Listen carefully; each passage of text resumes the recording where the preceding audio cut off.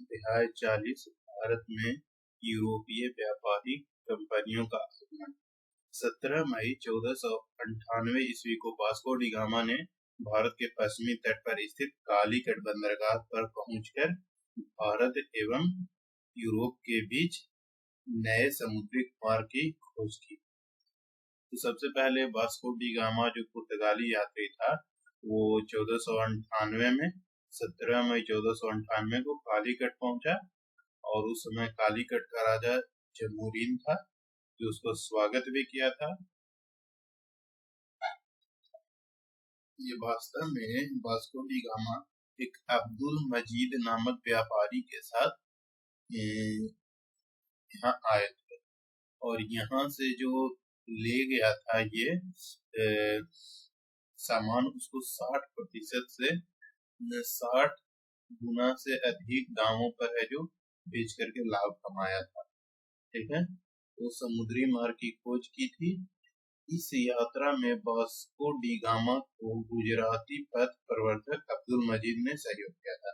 यहाँ देखिए बताया भी गया है कि इस यात्रा में यानी कि इसको उत्तर महासागरीय देखा जाए तो जो अफ्रीका के सबसे दक्षिणतम बिंदु है उत्तर महासागरीय से लेकर के यहाँ तक आने में भारत कालीगढ़ बंदरगाह तक पहुंचने में ये अब्दुल मजीद नामक व्यापारी थे, ये इसका मदद किए थे। तो आपसे प्रश्न ये बन सकता है कि वास्को डी गामा को भारत पहुंचाने के क्रम में उसका पथ प्रदर्शक कौन? अब्दुल मजीद। 1505 ईस्वी में फ्रांसिस्को द अल्मेडा भारत में प्रथम पुर्तगाली वायसराय बनकर आए। ठीक है, और सबसे पहले 1505 ईस्वी में फ्रांसिस्को द अल्मेडा भारत में प्रथम पुर्तगाली वायसराय बनकर आया। तो पुर्तगालियों का प्रथम वायसराय कौन था? तो फ्रांसिस्को द अल्मेडा था जो 1505 ईस्वी में भारत आया। ठीक है, यहाँ बस थोड़ा सा देख लें तो वास्को डी गामा भारत में एक बार और आया 1502 में। फिर 1509 ईस्वी में अल्फांसो द अल्बुकर्क भारत में पुर्तगालियों का वायसराय बनकर आया। इसने 1510 ईस्वी में बीजापुर के यूसुफ आदिल शाह से गोवा जीत लिया। ये बहुत महत्वपूर्ण क्वेश्चन है कि अल्फांसो द अल्बुकर्क ने यूसुफ आदिल शाह से गोवा कब जीत लिया? तो 1510 ईस्वी में यह जो गोवा जीत लिया था। और ये अल्फांसो द अल्बुकर्क था वो 1509 में भारत आया था। देख लेते हैं थोड़ा, इधर दिया गया है जो यूरोपीय कंपनियां और उसकी स्थापना। पुर्तगाली ईस्ट इंडिया कंपनी की स्थापना कब हुई? 1498 में। अंग्रेज ईस्ट इंडिया कंपनी की स्थापना 1600 ईस्वी में। डच ईस्ट इंडिया कंपनी की 1602 में और डेनिश ईस्ट इंडिया कंपनी की 1616 में और फ्रांसीसी ईस्ट इंडिया कंपनी की 1664 में स्थापना हुई। फ्रांसीसी ईस्ट इंडिया कंपनी की 1664 में, स्वीडिश ईस्ट इंडिया कंपनी की 1731 में। इस तरह की सवाल सीधा सीधे पूछा जाता है कि डेनिश ईस्ट इंडिया कंपनी की स्थापना कब हुई? 1616 में। डच ईस्ट इंडिया कंपनी की स्थापना कब हुई? तो 1602 ईस्वी में। ये अंग्रेज ईस्ट इंडिया कंपनी की कब हुई? तो 1600 ईस्वी में। फ्रांसीसी ईस्ट इंडिया कंपनी की कब हुई स्थापना? तो 1664 में। स्वीडिश ईस्ट इंडिया कंपनी की स्थापना कब हुई? तो 1731 में। अब है यूरोपीय कंपनियों की प्रथम फैक्ट्री भारत में ये कब लगाया और कहाँ लगाया? तो पुर्तगाली सबसे पहले कोची में फैक्ट्री लगाया। कहाँ में? कोचीन में। कोचीन अभी केरल में पड़ता है। 1503 में सबसे पहले पुर्तगाली लगाए 1503 में। उसके बाद डच लगाए। डच कहाँ लगाया? तो मसूलीपट्टनम में लगाया। मसूलीपट्टनम इधर पड़ता है, विशाखापट्टनम के आसपास में मसूलीपट्टनम पड़ता है और ये 1605 ईस्वी में सबसे पहले लगाया। और उसके बाद अंग्रेज भी मसूलीपट्टनम में 1611 ईस्वी में। उसके बाद डेनिश ट्रावनकोर 1620 ईस्वी में और फ्रांसीसी सूरत में 1668 ईस्वी। तो ये भी याद रखना है कहाँ लगाए थे सबसे पहले फैक्ट्री और कब लगाए? तो फ्रांसीसी लगाया था सबसे पहले सूरत में, और 1668 में। अंग्रेजों का भी जो मान्यता प्राप्त पहला फैक्ट्री था वो सूरत में ही, आधिकारिक रूप से सूरत में ही 1613 में लगाया था। लेकिन अंग्रेजों द्वारा मछलीपट्टनम में पहला फैक्ट्री लगाया, और डेनिस ने ट्रावनकोर 1620 में, और डच मछलीपट्टनम में 1605 में, पुर्तगाली कोचीन में 1503 में।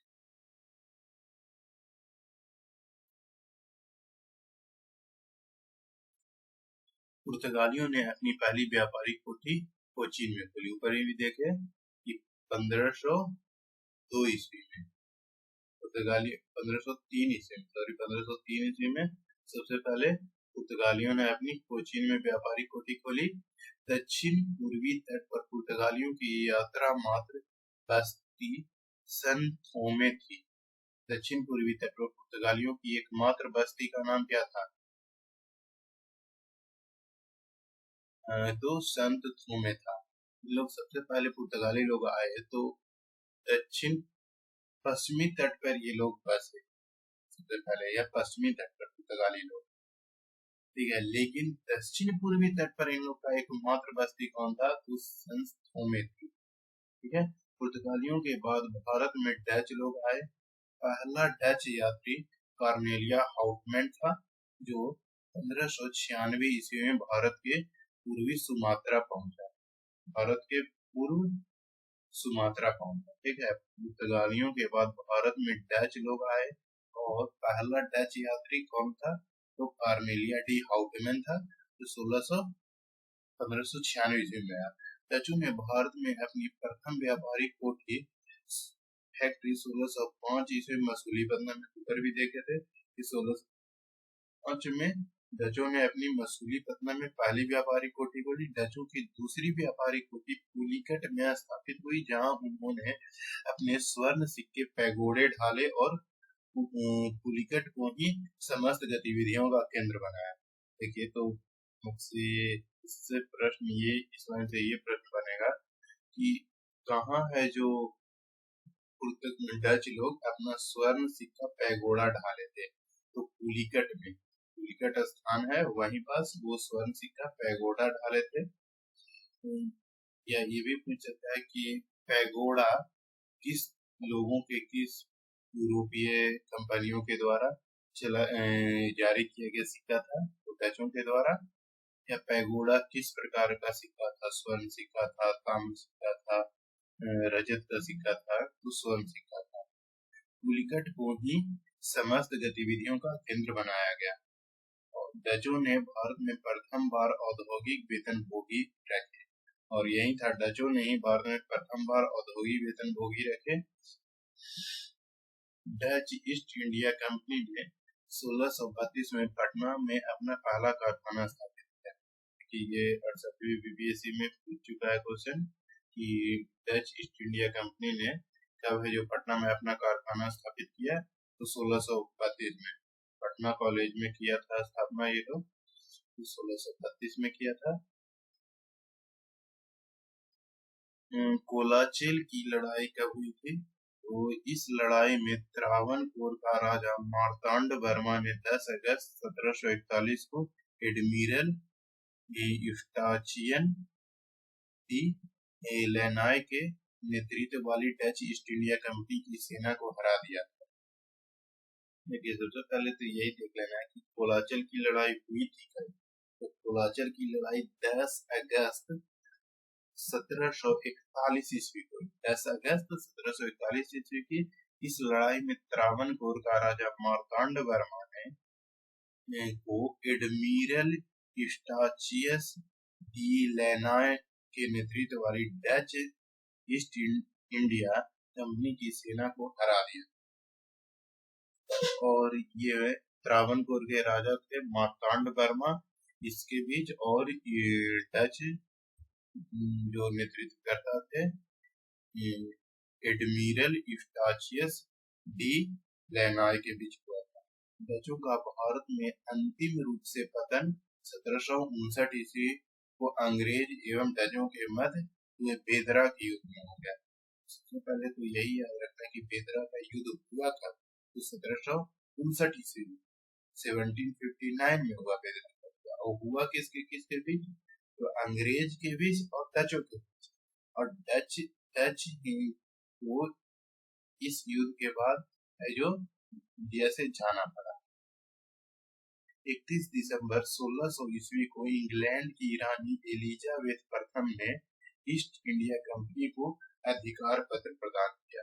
अब आपसे प्रश्न से ये लाइन से ये बनेगा कि जो एलिजाबेथ रानी थी इंग्लैंड की, उसके द्वारा ईस्ट इंडिया कंपनी को आधिकारिक पत्र का प्रदान किया गया। तो 31 दिसंबर 1600 सीधा सीधी यही डेट पूछा जाता है कि इंग्लैंड की रानी एलिजाबेथ प्रथम ने ईस्ट इंडिया कंपनी को आधिकारिक पत्र का प्रदान किया तो 31 दिसंबर 1600 ईस्वी को। प्रारंभ में ईस्ट इंडिया कंपनी में 217 साझेदार थे और पहला गवर्नर थॉमस स्मिथ था। और पहला गवर्नर कौन था? थॉमस स्मिथ था। मुगल दरबार में जाने वाला प्रथम अंग्रेज कैप्टन हॉकिंस था, जो जेम्स प्रथम के राजदूत के रूप में अप्रैल 1609 ईस्वी में जहांगीर के दरबार में आया था। मुगल दरबार में आने वाला प्रथम अंग्रेज कौन था? तो कैप्टन हॉकिंस था मुगल दरबार में, जो जेम्स प्रथम के राजदूत के रूप में कब आया था? तो अप्रैल 1609 ईस्वी में जहांगीर के दरबार में आया। भारत आने वाला प्रथम अंग्रेजी जहाज का नाम क्या था? तो ड्रैगन था। यहाँ से सीधा सीधी प्रश्न पूछे था कि भारत आने वाला पहला अंग्रेजी जहाज कौन था? तो रेड ड्रैगन था। मुगल दरबार में आने वाला प्रथम अंग्रेज कौन था? तो कैप्टन हॉकिंस था। किसका राजदूत था? जेम्स प्रथम का राजदूत था। कब आया था? 1609 ईस्वी में आया था। किसके दरबार में पहुंचा था? जहांगीर के दरबार में पहुंचा था। अब है 1611 ईस्वी में दक्षिण पूर्वी समुद्र तट पर सर्वप्रथम अंग्रेजों ने मसूलीपट्टनम में व्यापारिक कुटिया स्थापित की। सबसे पहले दक्षिण पूर्वी समुद्र तट पर अंग्रेजों ने प्रथम व्यापारिक कुटी कहाँ खोली? तो मसूलीपट्टनम, 1611। जहांगीर ने 1613 ईस्वी में एक फरमान जारी कर अंग्रेजों को सूरत में थॉमस एलवर्ड के अधीन व्यापारिक कुटी खोलने की इजाजत। ठीक है, तो यहाँ आधिकारिक रूप से अंग्रेजों को व्यापारिक कुटी खोलने की मान्यता कब मिली? 1613 में। और किसके द्वारा? जहांगीर के द्वारा इसको मान्यता प्राप्त। पूर्वी तट पर अंग्रेजों ने अपना प्रथम व्यापारिक कुटी मसूलीपट्टनम में 1611 ईस्वी में खोला, जबकि पश्चिमी तट पर सूरत में 1613 ईस्वी में व्यापारिक कुटी स्थापित की। पहली बार सूरत में 1608 ईस्वी में व्यापारिक कुटी स्थापित करने का प्रयास किया गया था, लेकिन खुला था नहीं। यहाँ पर ध्यान रखना है कि अगर पूछ लिया जाए कि पहली बार अंग्रेजों ने पश्चिमी तट पर व्यापारिक कुटी खोलने की कोशिश कब किया था, प्रयास कब किया था? तो 1608 में। लेकिन सफल कब हुए? तो 1613 में।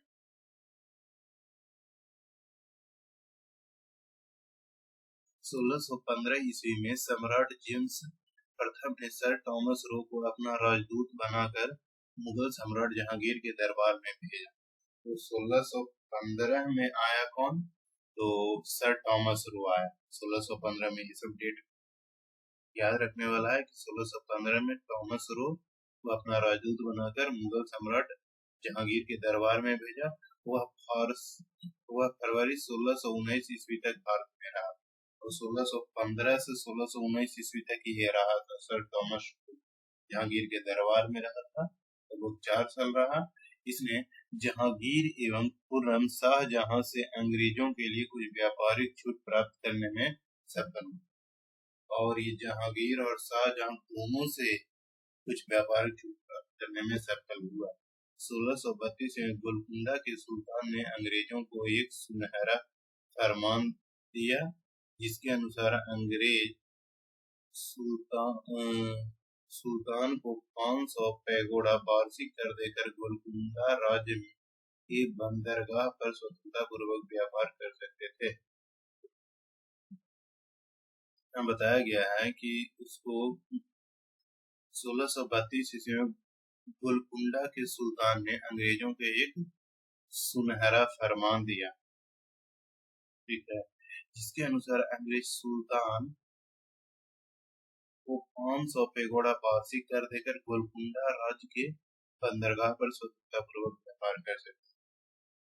ये गोल्डन फरमान कब मिला? तो 1632 ईस्वी में अंग्रेजों को गोल्डन फरमान मिला था। अब है यह कि 1639 ईस्वी में अंग्रेज फ्रांसिस डे ने चंद्रगिरी के राजा से समुद्र पट्टे पर ले लिया, वहीं एक किला बंद कोठी का निर्माण किया है। इस कोठी का नाम फोर्ट सेंट जॉर्ज पड़ा और यही फोर्ट सेंट जॉर्ज कालांतर में कोरोमंडल तट पर अंग्रेजी मुख्यालय बना। तो देखिए यहाँ कि 1639 ईस्वी में अंग्रेज फ्रांसिस डे ने चंद्रगिरी के राजा से मद्रास पट्टे पर ले लिया। इससे पट्टे पर ले रहा है तो चंद्रगिरी के राजा से मद्रास को पट्टे पर ले लिया कब? 1639 ईस्वी में। और कौन था वो अंग्रेज? तो फ्रांसिस डे ने वहीं एक किला बंद कोठी का निर्माण किया। इस कोठी का नाम फोर्ट सेंट जॉर्ज पड़ा और यही फोर्ट सेंट जॉर्ज कालांतर में कोरोमंडल तट पर अंग्रेजों का मुख्यालय बना। 1621 ईस्वी में पुर्तगाली राजकुमारी कैथरीन ऑफ ब्रेगेंजा एक ब्रिटेन के राजकुमार चार्ल्स द्वितीय का विवाह हुआ। इस विवाह पर दहेज के रूप में पुर्तगालियों ने चार्ल्स द्वितीय को बम्बई प्रदान किया। अब देखना है कि ये भी प्रश्न पूछता है कि पुर्तगाली राजकुमारी कैथरीन ऑफ ब्रेगेंजा एवं ब्रिटेन के राजकुमार चार्ल्स द्वितीय को विवाह कब हुआ? तो 1661 ईस्वी में। इस अवसर पर दहेज के रूप में पुर्तगालियों ने चार्ल्स द्वितीय को बम्बई प्रदान कर दिया और यही द्वीप जो था बम्बई का वो फिर ईस्ट इंडिया कंपनी को ये चार्ल्स द्वितीय दे देता है 10 पैगोडा के वार्षिक किराए पर। देखिए यहाँ लिखा गया कि 1668 ईस्वी में चार्ल्स द्वितीय ने बम्बई को 10 पैगोडा के वार्षिक किराए पर ईस्ट इंडिया कंपनी को दे दिया। 1687 ईस्वी में अंग्रेजों ने पश्चिमी तट पर मुख्यालय सूरत से हटाकर बम्बई को बनाया और 1687 में अंग्रेजों ने पश्चिमी तट का मुख्यालय सूरत से हटाकर बम्बई को बना लिया। तब 1668 ईस्वी में ये भी प्रश्न पूछेगा कि मुख्यालय है जो अंग्रेजों ने सूरत से हटाकर बम्बई कब किया? तो 1687 ईस्वी में। गेराल्ड ओंगियार 1669 से 1670 ईस्वी सूरत का प्रेसिडेंट एवं बम्बई का गवर्नर ने बम्बई शहर की स्थापना की। प्रश्न पूछेगा कि बम्बई शहर की स्थापना कौन किया था? तो गेराल्ड ओंगियार। ये क्या था? तो सूरत का प्रेसिडेंट था और बम्बई का गवर्नर था। बंगाल के शासक शाह सुजा ने सर्वप्रथम 1651 ईस्वी में अंग्रेजों को व्यापारिक छूट की अनुमति दी। इस अनुमति को निशान कहते थे, ठीक है। बंगाल के शासक शाह सुजा ने सर्वप्रथम 1651 ईस्वी में अंग्रेजों को व्यापारिक छूट की अनुमति दी। इस अनुमति को निशान कहते थे। 1698 ईस्वी में अंग्रेजी ईस्ट इंडिया कंपनी ने 3 गांव सुतानाती, कालीकट एवं गोविंदपुर की जमींदारी 1200 रुपये भुगतान कर प्राप्त की और यहाँ पर फोर्ट विलियम का निर्माण किया। 1698 ईस्वी में अंग्रेजी ईस्ट इंडिया कंपनी ने 3 गांव तो सुतानती, कालीकट और गोविंदपुर की जमींदारी 1200 रुपये भुगतान कर प्राप्त कर लिया और यहाँ पर फोर्ट विलियम का निर्माण किया। चार्ल्स आयर फोर्ट विलियम के प्रथम प्रेसिडेंट से। ये भी प्रश्न पूछा जाएगा कि ये सुतानती, कालीकट, गोविंद के जो जमींदारी 1200 रुपये में लिया और वहां फोर्ट विलियम बनवाया, उसका प्रथम प्रेसिडेंट कौन था? तो चार्ल्स आयर था और कालांतर में यही कलकत्ता नगर कहलाया। इसकी नींव जॉर्ज चार्नोक ने रखी। कोलकाता शहर की नींव कौन रखा था? जॉर्ज चार्नोक ने रखा था। भारत में फ्रांसीसियों की प्रथम कोठी फ्रैंको कैरो द्वारा सूरत में 1668 ईस्वी में स्थापित की। भारत में फ्रांसीसियों की प्रथम कोठी कहाँ स्थापित की गई? तो सूरत में स्थापित किया गया। किसके द्वारा? फ्रैंको कैरो के द्वारा, फ्रांसीसियों का। और कब हुआ? तो 1668। 1674 ईस्वी में फ्रांसीसी कंपनी के निर्देशक फ्रैंकविस मार्टिन ने बालिकोंडापुर के सूबेदार शेर खान लोदी से पुदुचेरी नामक एक गांव प्राप्त किया, जो कालांतर में पांडिचेरी के नाम से जाना गया। ठीक है। 1674 ईस्वी में फ्रांसीसी कंपनी के निर्देशक फ्रैंकविस मार्टिन ने बालिकोंडापुर के सूबेदार शेर खान लोदी से पुदुचेरी नामक एक गांव प्राप्त किया, जो कालांतर में पांडिचेरी के नाम से जाना गया। आंग्ल फ्रांसीसी संघर्ष को देखते हैं। भारत में आंग्ल फ्रांसीसी संघर्ष को कर्नाटक युद्ध के नाम से जाना जाता है। जो अंग्रेज और फ्रांसीसियों के बीच संघर्ष हुआ उसको कर्नाटक युद्ध के नाम से जाना जाता है। प्रथम कर्नाटक युद्ध 1746 से 48 के बीच चला। ये याद रखना है कि प्रथम कर्नाटक युद्ध 1746 से 48 के बीच चला, 2 साल। 1740 ईस्वी में ऑस्ट्रिया पर उत्तराधिकार को लेकर यूरोप में अंग्रेज तथा फ्रांसीसियों के मध्य संघर्ष हुआ। इस संघर्ष के कारण ही भारत में दोनों कंपनियों के मध्य 1746 ईस्वी में युद्ध प्रारंभ हो गया। देखिए, जब ये लोग यूरोप का शक्ति था, दोनों अंग्रेज और फ्रांसीसी, जब ये लोग यूरोप में ऑस्ट्रिया पर उत्तराधिकार को लेकर के लड़ रहा था वहां, तो उसी समय भारत में भी इन लोग के बीच संघर्ष हुआ। तो 1740 में ऑस्ट्रिया पर उत्तराधिकार को लेकर इन लोग के बीच संघर्ष हुआ। इस संघर्ष के कारण ही दोनों कंपनियों के बीच 1746 ईस्वी में युद्ध प्रारंभ हो गया। प्रथम कर्नाटक युद्ध के दौरान लड़ा गया सेंट टोमे का युद्ध फ्रांसीसी सेना को जीत मिली। और प्रथम कर्नाटक युद्ध के दौरान लड़ा गया सेंट टोमे का युद्ध फ्रांसीसी सेना को जीत मिली। इसको सेंट टोमे का युद्ध भी कहा जाता है। और ये प्रथम कर्नाटक युद्ध था, वो एक्स-ला-शापेल की संधि के द्वारा समाप्त। तो पूछ लिया जाएगा कि एक्स-ला-शापेल की संधि कब हुई? तो 1748 ईस्वी में हुई। किसके किसके बीच हुआ? तो अंग्रेज और फ्रांसीसी के बीच हुआ। किस कर्नाटक युद्ध के बाद? तो प्रथम कर्नाटक युद्ध के बाद। और प्रथम कर्नाटक युद्ध चला कब से कब? तो 1746 से 1748 के बीच चला था। यही कारण है कि एक्स-ला-शापेल की संधि 1748 में हो गई। इस संधि से ऑस्ट्रिया का उत्तराधिकार का विवाद आपसी सहमति से सुलझा लिया गया। और इस संधि से ऑस्ट्रिया का उत्तराधिकार का जो विवाद था वो आपसी सहमति से सुलझा लिया गया।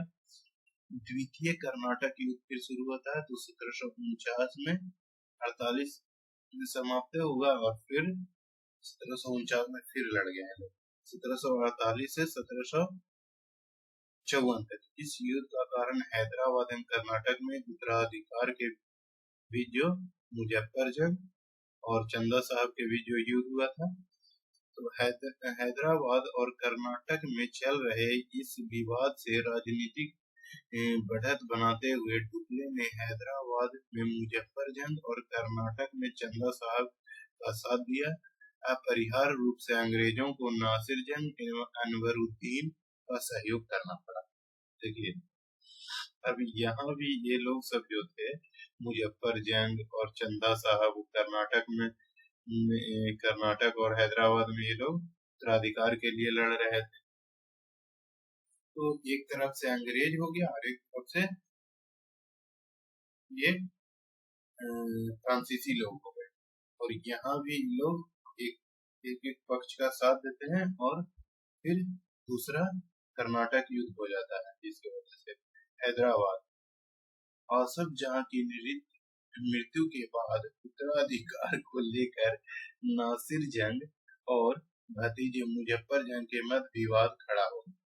देखिए, हैदराबाद में क्या हुआ था कि आसफ जहां की मृत्यु के बाद उत्तराधिकार को लेकर नासिरजंग उसका पुत्र और भतीजा मुजफ्फरजंग के मध्य विवाद हो गया था और कर्नाटक के नवाब अनवरुद्दीन तथा उसके बहनोई चंदा साहब के मध्य विवाद हो गया था और यही का फायदा उठा रहा था ये लोग।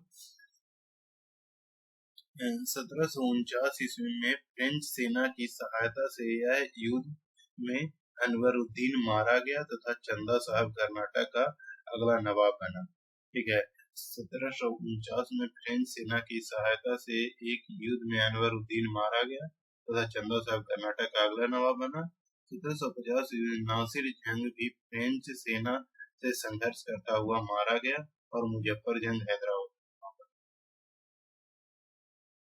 अनवरुद्दीन के पुत्र मुहम्मद अली युद्ध से भागकर त्रिचिनापल्ली में शरण लिया। अनवरुद्दीन का जो पुत्र था मुहम्मद अली युद्ध से भागकर कहाँ शरण लिया? त्रिचिनापल्ली में। फ्रांसीसी ने चंदा साहब की सेना के साथ मिलकर मुहम्मद अली के दुर्ग को घेर लिया। क्लाइव इस घेरे को तोड़ने में असफल रहा तो उसके दबाव कम करने के लिए कर्नाटक की राजधानी अर्काट पर अधिकार कर कर्नाटक युद्ध एक नजर में। प्रथम कर्नाटक युद्ध 46 से 48 में हुआ और ये ऑस्ट्रिया के उत्तराधिकार से प्रभावित हुआ और ये 1748 में एक्स-ला-शापेल की संधि के साथ ऑस्ट्रिया के उत्तराधिकार को युद्ध समाप्त हो गया और इसी संधि के तहत प्रथम कर्नाटक युद्ध भी समाप्त हो गया। अब देखते हैं दूसरा पांडिचेरी के संधि के साथ समाप्त होता है 1754 में। तो दूसरा कर्नाटक युद्ध 1749 से 1754 के बीच हुआ। इस युद्ध में फ्रांसीसी गवर्नर डुप्ले को की हार हुई। ये भी पूछेगा कि कर्नाटक युद्ध के समय फ्रांसीसी गवर्नर कौन था? तो डुप्ले था और उसे वापस बुला लिया गया और उसकी जगह गोडेहू को भारत का अगला फ्रांसीसी गवर्नर बनाया गया। पांडिचेरी की संधि हुई जनवरी 1755 ईस्वी के साथ युद्ध विराम हो गया और कर्नाटक का तीसरा युद्ध हुआ फिर 1756 में से 1763 तक के बीच हुआ, जो 1756 में शुरू हुआ और सप्तवर्षीय युद्ध का ही एक अंत था जो पेरिस की संधि के साथ समाप्त। यानी कि पहला कर्नाटक युद्ध जो था वो एक्स-ला-शापेल की संधि के 1748 में, दूसरा कर्नाटक युद्ध पांडिचेरी की संधि के साथ 1754 से 55 में समाप्त हुआ। तीसरा कर्नाटक युद्ध पेरिस के संधि के साथ समाप्त हुआ।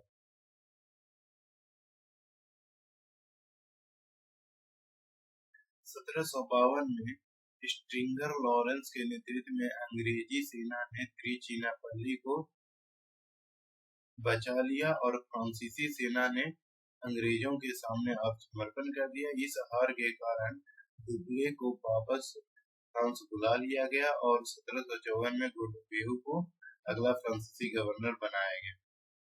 जनवरी 1755 में पांडिचेरी संधि के साथ यह युद्ध समाप्त हुआ।